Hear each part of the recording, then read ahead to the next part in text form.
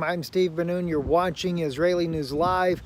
Guys, I'd have to say that that's a pretty slick move there to strike Saudi Arabian oil tankers there in the Straits of Hormuz. And of course, right now, the U.S. administration is silent on who the blame will go to. But we know that President Trump has already tweeted that he advises Iran not to do anything. And that's kind of paraphrasing his comment right there. But it's a very serious situation over in the Middle East. And of course, Iran makes one wrong move and it's war on. But it may be war on anyway. And right now, all kinds of thoughts are being spun around out there in the Middle East, there in the Straits of Hormuz, there with these oil tankers that were set ablaze. Some are saying maybe a missile was dropped from an airplane.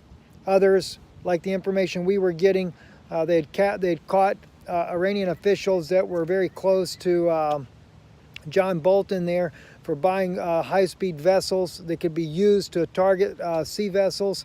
But I just think it's interesting how that Saudi Arabia is the one that struck, which would make it a good scapegoat to go after Iran on the pretext of Saudi Arabia being attacked versus that directly of another nation, even whether it be Israel or anyone else. And in fact, as I was told by the intelligence community there in Israel, that the next target was Hezbollah, Damascus, and then of course one more, that's Iran, and that the Saudis would help Israel take down Iran. Well, what better way to get the Saudis involved in the war for sure, not to say they wouldn't automatically volunteer for it, but to actually strike Saudi interest to make it a pretext. The scapegoat itself. Listen, later this evening, my phone's almost dead here, I want to share with you an amazing revelation I got today, speaking about Damascus, Syria, and I think you guys are going to really be blessed by it. And listen, we had a nice time up here in Indiana, and I got to say to you as well, because you know some people you get some criticism, you know, because you go and you're with another brother that maybe they don't like. Always keep in mind, Jesus never turned down an opportunity to go and be with someone. Yeah, he was criticized for it as well, you know. Well, you hang around with crooks, criminals, drunks, etc., which I'm not hanging around with drunks and things like that. But I just want to let you know, there's one thing I love about Brother Paul. He lets you speak your heart. And I really appreciate that about him. So we did have a nice time here.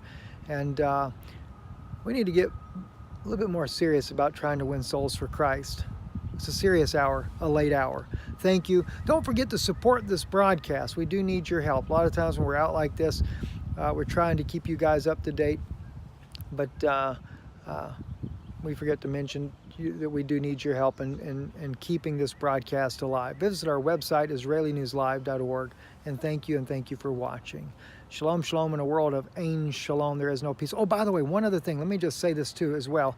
Benny Gantz said in his inauguration or his accepting, whatever you want to call it, his speech there, becoming a Knesset member there, that the Likud party is working on trying to pass a bill of immunity for MK members. In other words, they can't be prosecuted when they commit crimes while in office unless the Knesset members choose to vote that they're free to do it, or are free to be prosecuted.